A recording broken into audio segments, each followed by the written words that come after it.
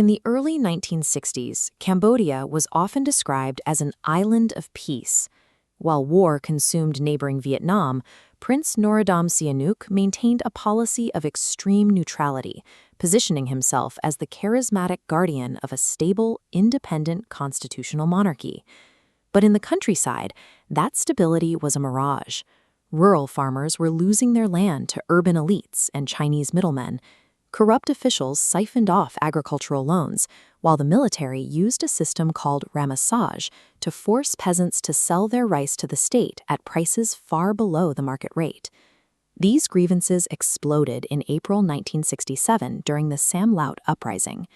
What began as a peasant rebellion against land grabs was met with total state force. The military burned villages and sent truckloads of severed heads back to the capital to signal that dissent would not be tolerated. Samlout turned the Cambodian countryside into a battleground. The divide between city-dwelling elites and the rural peasantry was no longer just economic, it was now lethal, providing the Khmer Rouge with their first significant foothold among the farmers. As the state fractured internally, it lost control of its borders. Sihanouk allowed North Vietnamese troops to establish permanent sanctuaries and supply routes inside Cambodia, a policy that drew the kingdom directly into the crosshairs of the Vietnam War. In 1969, the U.S. began a massive secret bombing campaign to destroy those sanctuaries. Over the next 4 years, American planes dropped 2.7 million tons of explosives on more than 113,000 sites across the neutral country. The strikes killed tens of thousands of civilians and drove 2 million people from their homes. Rural families fled the scorched earth of the border regions, flooding into provincial cities as destitute refugees. This chaos was the catalyst for the Khmer Rouge.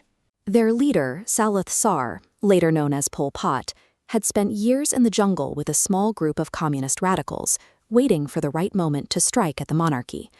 Pol Pot used the American bombs as a recruitment tool. Khmer Rouge propaganda teams moved through devastated villages, telling traumatized peasants that the only way to stop the slaughter was to join the revolution and destroy the Western-aligned government in Phnom Penh. The combination of state-led exploitation and foreign bombardment stripped the Cambodian government of its authority. By 1970, the nation's institutional foundations had been pulverized, leaving a power vacuum that the Khmer Rouge was ready to fill. In March 1970, the government finally broke.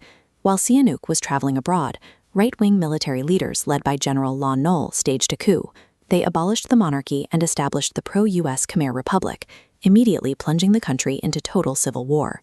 Sihanouk responded from exile, forming an unlikely alliance with his former enemies, the Khmer Rouge.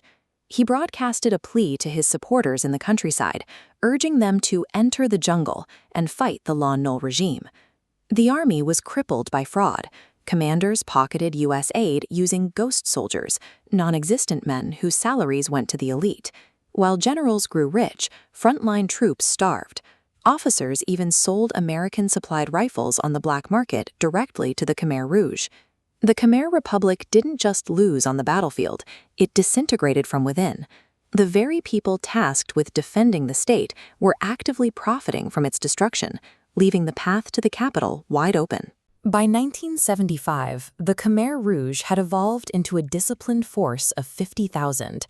They relied on a new generation of soldiers, traumatized rural teenagers who had been indoctrinated to reject all family loyalties in favor of Angkar, the shadowy organization leading the revolution. The insurgents moved to strangle the capital. They blockaded the Mekong River with naval mines and riverside artillery, cutting off the final supply route from South Vietnam and leaving Phnom Penh isolated. Inside the city, the population had tripled to over 2 million as refugees sought safety from the fighting. With supply lines severed, the capital descended into starvation and panic, kept alive only by a desperate U.S. aerial resupply effort. On April 17, 1975, the Republic surrendered. Khmer Rouge soldiers dressed in black pajamas marched into the city. For a few hours, the residents of Phnom Penh cheered in the streets, believing the arrival of the liberators meant the end of the war. The celebration was cut short. At gunpoint, the soldiers ordered the entire population to evacuate the city immediately. Millions were forced onto the roads in a cataclysmic march toward the countryside. There would be no hospitals, no markets, and no turning back. This wasn't just a change in leadership. The Khmer Rouge systematically erased the state itself. They abolished currency, outlawed schools and religion, and executed all civil servants. In the vacuum, they built a total agrarian dictatorship that would claim nearly a quarter of the population over the next 4 years. The Khmer Rouge were finally driven from power by a Vietnamese invasion in 1979, but true stability didn't return until the 1990s. International peacekeepers oversaw elections, officially ending 30 years of continuous civil war and foreign occupation. Since the late 90s, Cambodia has undergone a rapid transformation. Phnom Penh has been rebuilt into a regional hub of high-rises and commerce, reflecting one of the fastest-growing economies in Southeast Asia. This modern development often follows the same exploitative patterns that triggered the first civil war. In the rush to export natural resources, the government continues to seize rural land for corporate plantations, displacing thousands of families and reviving the same agrarian grievances that fueled the insurgency decades ago. The political landscape remains rigid. A single party dominates the state, relying on a monopoly of power within the executive to suppress opposition and human rights defenders through a dysfunctional judicial system. Beyond the politics, there is a pervasive social legacy of mistrust. Decades of Khmer against Khmer violence and the betrayal of families during the Pol Pot era have left deep divisions that still shape how citizens engage with their neighbors and their government. But the demographic reality is changing. Cambodia is currently experiencing a youth bulge with a massive new generation born entirely after the genocide. They are more educated, globally connected, and less willing to accept the culture of impunity that has defined the past.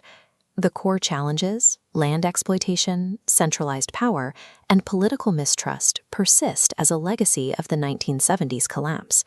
However, for the first time, the majority of the population has no personal memory of the Civil War, offering a window for this new generation to replace the old patronage systems with a stable,